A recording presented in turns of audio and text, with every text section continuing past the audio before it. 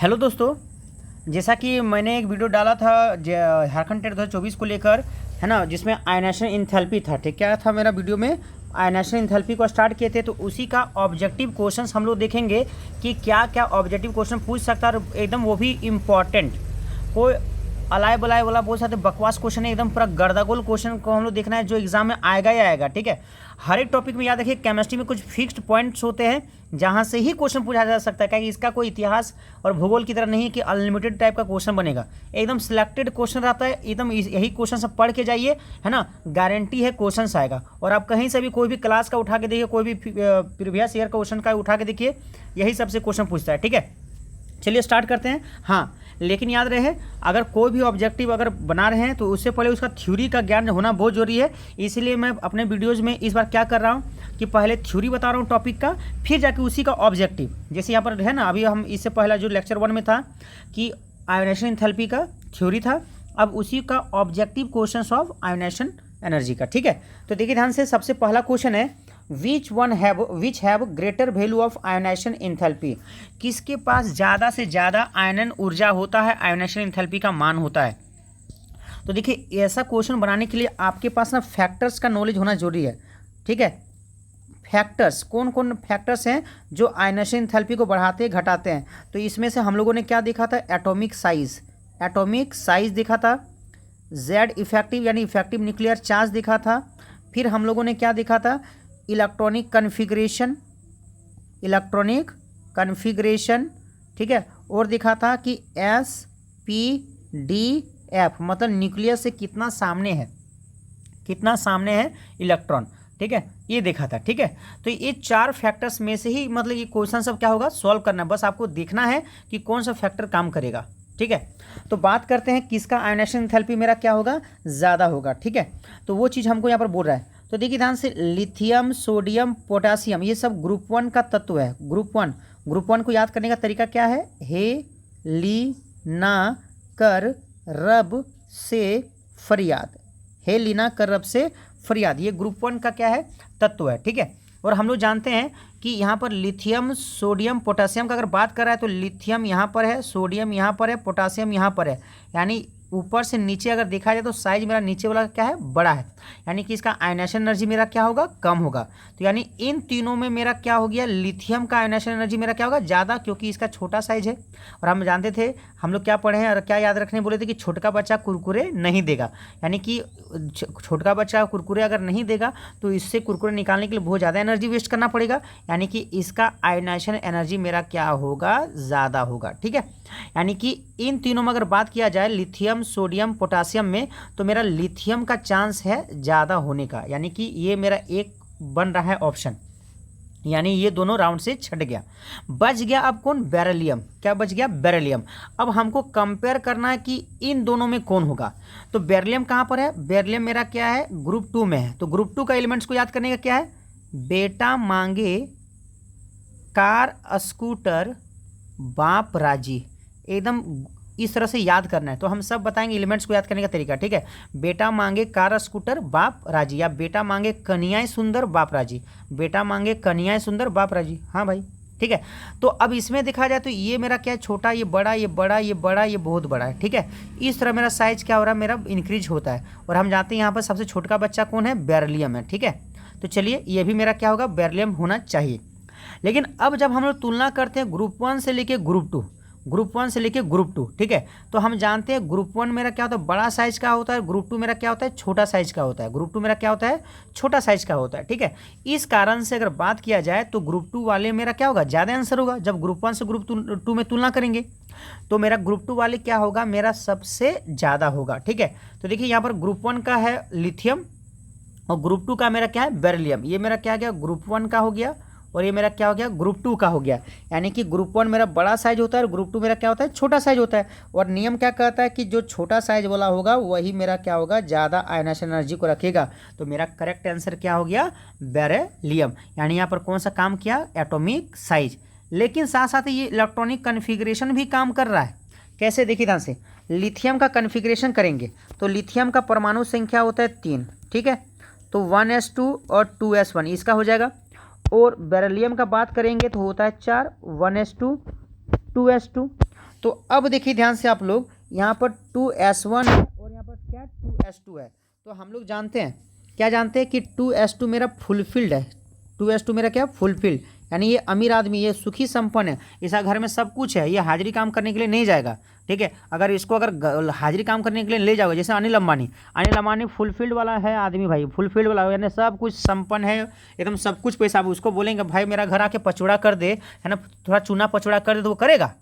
खींच के भी लाएगा तो नहीं करेगा। ठीक है, यानी अगर उसको करवाना है तो बहुत एनर्जी वेस्ट करना पड़ेगा, मतलब उसका बीवी बच्चा किडनैप करना पड़ेगा, यानी बहुत एनर्जी वेस्ट करना पड़ेगा, यानी कि इसका आयोनेशन एनर्जी क्या है, बहुत ज़्यादा, यानी कि अनिल अंबानी, मुकेश अंबानी को वहाँ उसका घर से बाहर निकाला नहीं जा सकता है। ठीक है, यानी कि ये मेरा क्या हो गया, ज़्यादा आयोनेशन एनर्जी को रखेगा। ठीक है, यानी फुलफिल्ड इलेक्ट्रॉनिक कन्फिग्रेशन इसके पास है इसी कारण से। तो यानी कि इलेक्ट्रॉनिक कन्फिग्रेशन का भी फैक्टर बताता है कि बेरिलियम का ही मेरा क्या होगा, आयोनेशन एनर्जी ज़्यादा होगा। तो ये जो तरीका मैं बता रहा हूँ, इस तरीका को एकदम कॉपी में नोट कर लीजिएगा, बिकॉज यही तरीका है जो जान बचाए। देखिए केमिस्ट्री में क्या होता है, अभी क्वेश्चन हम दिए क्या, मतलब क्या बोले हैं, लिथियम और बेरिलियम का, तब एग्जाम में क्वेश्चन आ जाएगा सोडियम और मैग्नीशियम का कंपेरिजन कर देगा, पोटासियम और कैल्शियम का कर देगा, रुबिडियम और स्ट्रोंटियम का कर देगा, सीजियम और बेरियम का कर देगा। ठीक है, फ्रांसियम या रेडियम का कर देगा, मतलब आपको इस प्रकार से कन्फ्यूज कर देगा। ठीक है, तो याद रखिएगा, इस तरह कंसेप्ट अगर याद कर लीजिएगा, तो अगर लिथियम और बेरिलियम का प्रैक्टिस मेरा हो गया तो नीचे किसी का भी देगा तो आराम से बन जाएगा वही कॉन्सेप्ट से। ठीक है, एकदम पूरा टेली में करवा रहा हूँ, है ना, लॉजिक बना दे रहा हूँ कि भाई कैसे कैसे याद रखें। लेकिन अधिकतर चांस है 100 में से 99.9% की जो एग्जाम्पल मैं बता रहा हूँ वही एग्जाम्पल है, क्योंकि एनसीईआरटी हो, प्रदीप हो, दिनेश हो, एस चांद हो, जो भी बुक्स हो, टाटा मैग्रो हिल हो, सब बुक्स में एग्जाम्पल आपको यही मिलेगा और इसी का कंसेप्ट यूज होता है, क्योंकि ये सब एक्सेप्शनल बिहेवियर वाले हैं और एक्सेप्शनल बिहेवियर वाले बहुत ज़्यादा इंपॉर्टेंट होते हैं। ठीक है, चलते नेक्स्ट क्वेश्चन। नेक्स्ट क्वेश्चन आपका है,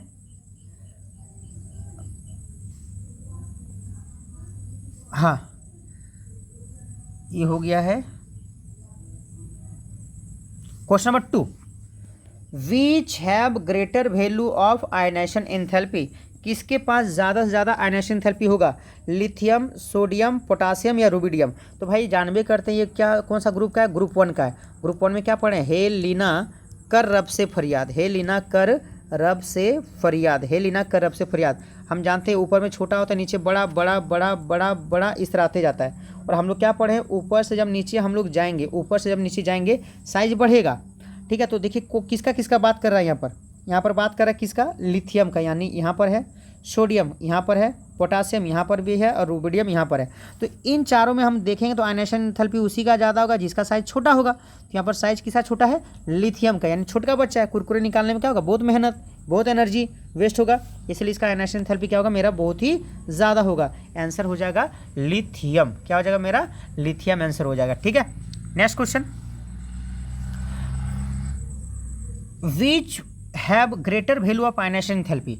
देखिए हम यहाँ पर ग्रेटर वैल्यू बोल रहे हैं, ठीक है, क्वेश्चन को उल्टा देगा, क्वेश्चन बोल देगा लोअर वैल्यू, बात समझ आएगा, उतना तो आप लोग समझदार हैं।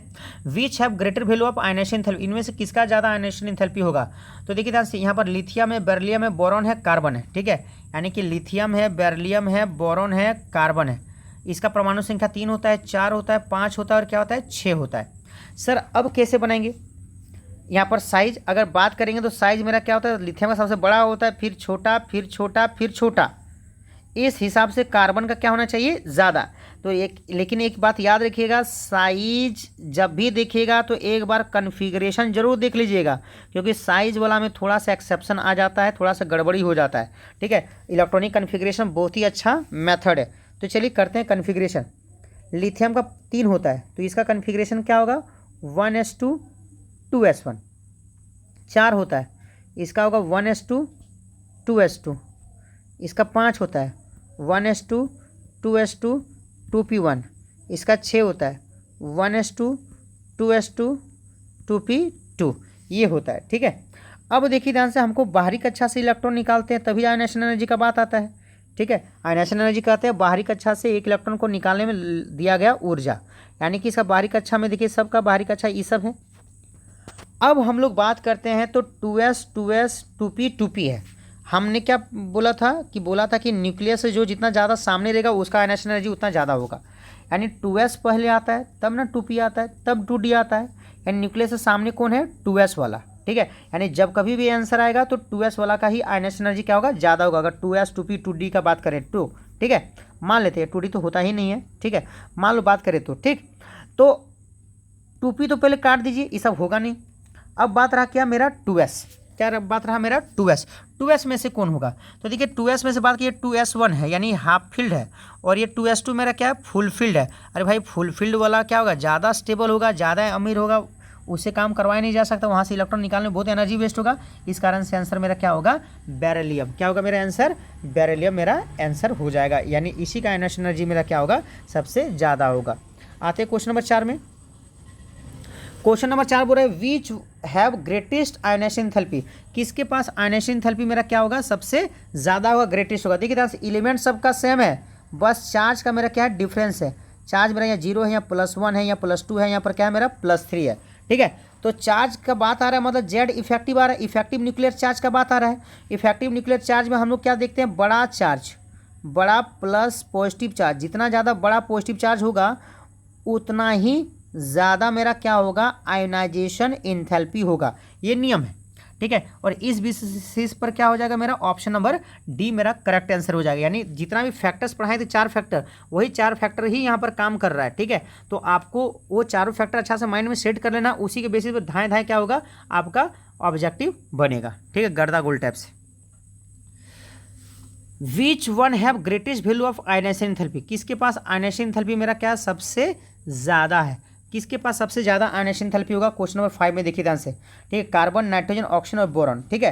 तो देखिए सब ये अलग अलग ग्रुप का है, और क्या होता है, कार्बन 6, नाइट्रोजन 7, ऑक्सीजन 8 और बोरॉन मेरा कितना होता है, 5 होता है, ठीक है। जब अलग अलग ग्रुप का बात किया जाए, ये 15 ग्रुप का, ये 16 ग्रुप का, ये 17 ग्रुप का, ये 18 ग्रुप का, ठीक है, अलग अलग बात कहते हैं, तो भाई सबसे अच्छा रहेगा ना कि आप लोग क्या कर लीजिए, कन्फिग्रेशन कर लीजिए। 6 का क्या होगा, 1s2 2s2 2p2। 7 का क्या होगा, 1s2 2s2 2p3। 8 का क्या होगा, 1s2 2s2 2p4। 5 का क्या होगा, 1s2 2s2 2p1। कर लिए।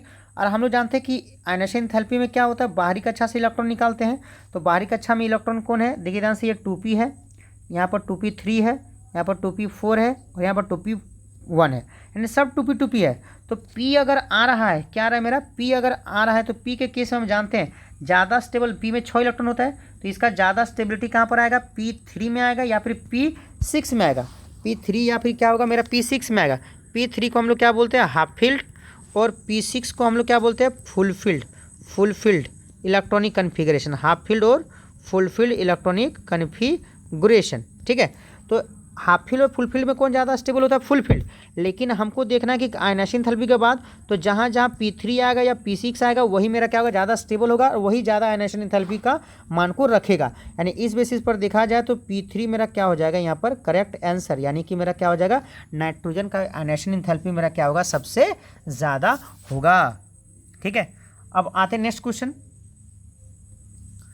6 में, which one have greater value of ionisation enthalpy, किसका आयनेशन एंथैल्पी मेरा क्या होगा, सबसे ज़्यादा होगा, किसका आयनेशन एंथैल्पी मेरा सबसे ज़्यादा होगा। तो ये डायरेक्टली कन्फिग्रेशन दे दिया है, तो आउटर सेल देखना है 2s 2p 2p 2s। तो हम लोग जानते हैं भाई 2s मेरा सामने होता है न्यूक्लियस का, और 2p मेरा क्या होता है, दूर होता है। तो p वाला क्या कर दीजिए, छांट दीजिए, ठीक है, p वाला क्या कीजिए मेरा छांटिए सबसे पहले। अब जब भी आएगा तो मेरा s में ही आएगा, यानी 2s2, और मेरा क्या हो जाएगा 2s1 में से। अब 2s1 और 2s2 में से ज़्यादा स्टेबल कौन है, 2s2, क्योंकि ये मेरा फुल फील्ड है, तब से पढ़ा रहे हैं, ठीक है, तब से बता रही है फुल फील्ड वाला है। तो यानी फुल फील्ड वाला का क्या होगा, मेरा आयनेशन एनर्जी क्या होगा, सबसे ज़्यादा होगा, ठीक है।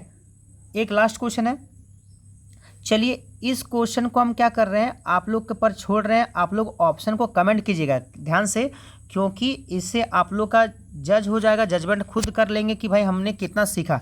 और देखिए जितना भी क्वेश्चन दिए ऑक्सीजन, नाइट्रोजन, फ्लोरीन और कार्बन, तो सब कॉन्सेप्ट वही उसी पर बेस्ड है, कन्फिग्रेशन, सबका कन्फिग्रेशन कीजिए और देखिए कि कौन वाला करेक्ट होगा, ठीक है, क्या जितना भी अभी तक 6 ऑब्जेक्टिव बताए उसी में से ये वाला है। ठीक है, तो आराम से इसको कीजिए। ये क्वेश्चन जो है लैब असिस्टेंट का एग्जाम में पूछा गया था। ठीक है, एक बार आप लोग ट्राई कर लीजिए। ठीक है, एक बार आप लोग ट्राई कीजिए और देखिए कि क्या हो रहा है। ऑप्शन कमेंट कीजिएगा, फिर जाके इसको हम क्या करेंगे, समझाएंगे। ठीक है, तो मिलते हैं नेक्स्ट वीडियो में, तब तक के लिए बाय।